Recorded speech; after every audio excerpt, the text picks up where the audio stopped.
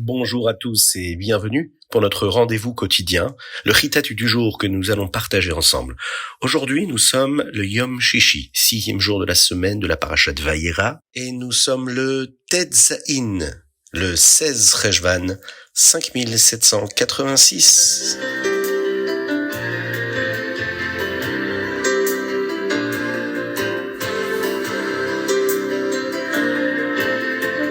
Et nous commençons avec notre Chumash. Dans le Chumash d'aujourd'hui, nous apprenons ce qui est arrivé à Avraham Avinu à Be'er Sheva. Avimelech, le roi de Guérar, vit les miracles qui arrivaient à Avraham Avinu. Il vint et demanda à Avraham de faire un pacte pour ne pas lui faire de mal, ni à ses enfants, ni à ses petits-enfants. Avraham accepta, mais il lui demanda pourquoi est-ce que ses serviteurs avaient pris possession de son puits. Avimelech était confus. Ils n'avaient pas de réponse à lui donner. Ils vont donc décider qu'ils laisseraient Hachem décider à ce qui appartenait le puits. Ils allèrent tous deux puiser de l'eau du puits, et l'eau monta pour Avraham, montrant qu'il lui appartenait.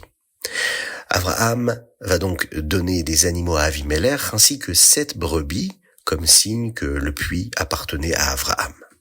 Ils appelèrent l'endroit Be'er Sheva, le puits du serment, de la promesse, car ils y firent une promesse de ne pas se nuire mutuellement. Ensuite, Avraham va ouvrir un autel à Be'er Sheva.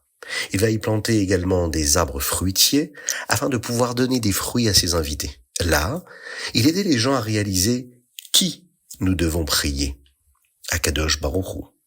Après avoir mangé, ses invités essayaient de le remercier. Mais Avraham disait « Remercie Hachem, pas moi.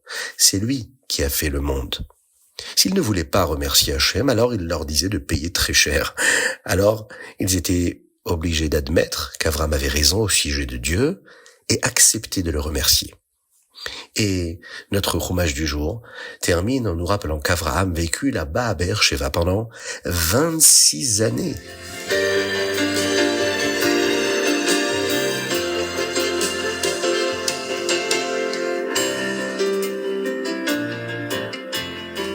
Teilim, aujourd'hui nous sommes le Yom Tet Zain, le 16 Cheshvan, et nous lisons du Teilim Ain Tet au Teilim Pebet, du 79 au 82. Lorsque ces chapitres étaient les chapitres du Rabbi de Lubavitch pour son anniversaire, il y avait un nigun qui fut composé pour chacun d'eux. Dans le chapitre P, le chapitre 80, David Ameler commence par demander à Akadosh Baruch Hu, Roe Israël Azina, Noeg Ketson Yosef. Berger d'Israël, écoute, toi qui conduis Yosef comme un troupeau. Dans ce verset, le Ham Israël est appelé par 2 noms, Israël et Yosef.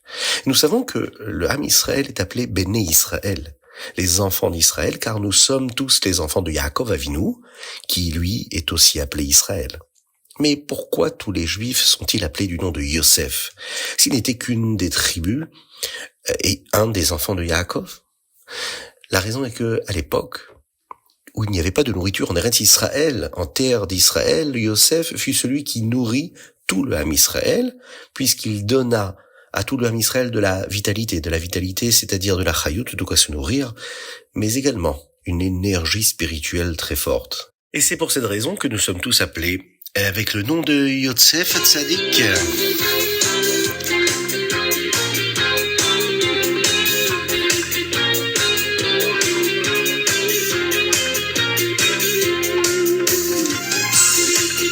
Et nous passons au Tanya du jour. Aujourd'hui, nous sommes dans le Siman Chaf Zain, 27. Après le décès d'un tzaddik, nous l'avons vu, il y a une partie de l'âme de la Neshama du Rabbi qui peut entrer à l'intérieur de chacun des chassidim. Un chassid acquiert cette force-là spéciale s'il travaille dur pour étudier la Torah du Rabbi et suivre ses directives. Avec cette force supplémentaire qui provient de l'âme du tzaddik, il est plus facile de vivre de la manière enseignée par le tzaddik même. Grâce à cette force, les chassidim peuvent réellement comprendre les choses que le tzaddik ou le rabbi a dites, car une partie du rabbi devient une partie d'eux d'une manière intérieure dans leur pnimiyut. En plus de cela, il y a une autre force spéciale que les chassidim reçoivent après le décès d'un tzaddik, d'un rabbi. Une partie de l'âme du tzaddik qui vient d'une manière englobante, ce qu'on appelle makif, et ne devient pas une partie de nous d'une manière que nous pouvons comprendre. Cette force-là apporte des pensées qui nous aident à faire tchouva et à accomplir les mitzvot d'une manière beaucoup plus belle, beaucoup plus intense et bien sûr beaucoup plus profonde.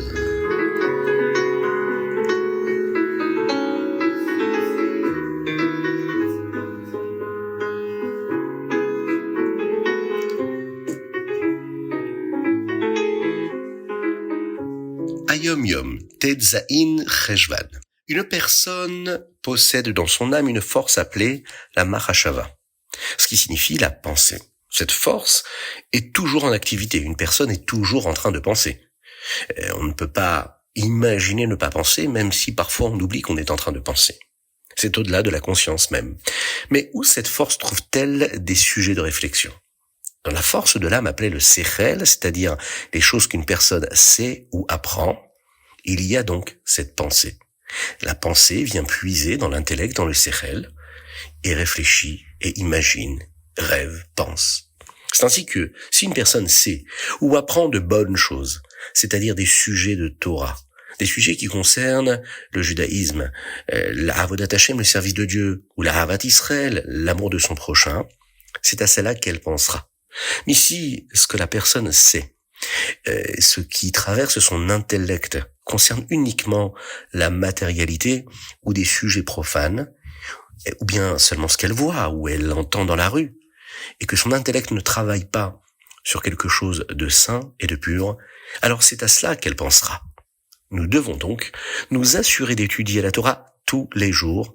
C'est ce qui remplit notre sechel, notre intellect de bonnes choses, et ce qui occupera également notre pensée, celle qu'on décide d'avoir ou pas, celles qui viennent et qui traversent notre esprit, qu'on le souhaite ou pas.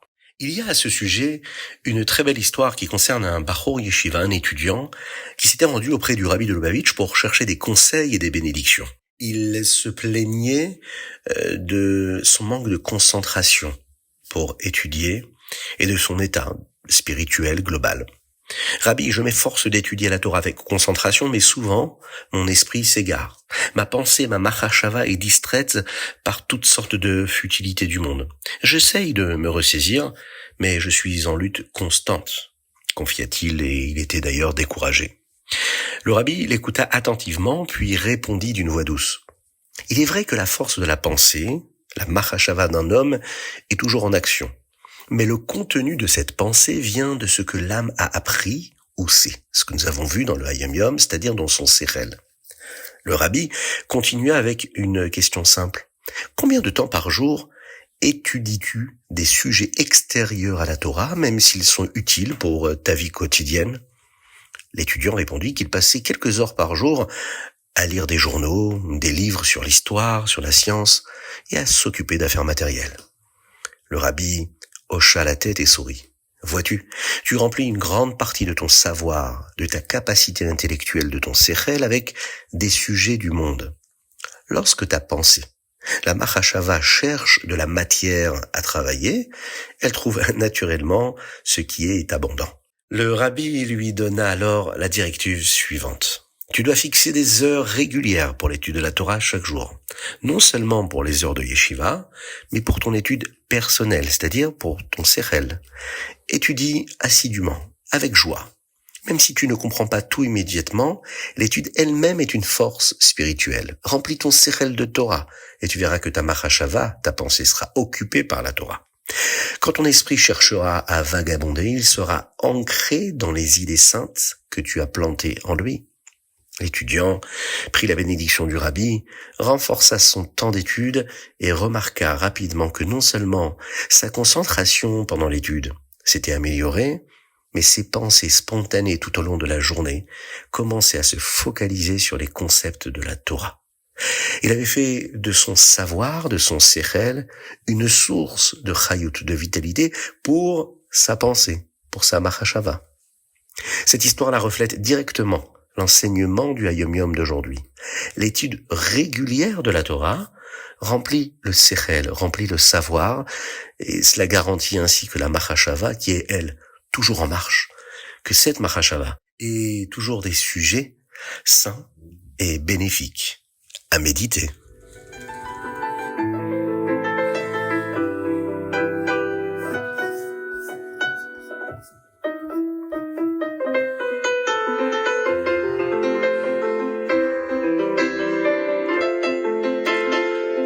Rambam. Aujourd'hui, nous sommes dans les Ilchot Gzela ve Aveda.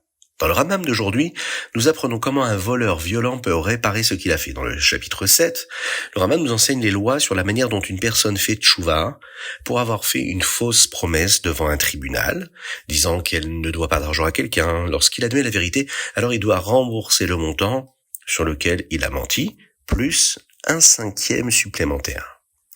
Le chapitre 8 explique ce qu'un voleur violent doit faire si la personne à qui il a volé est décédée.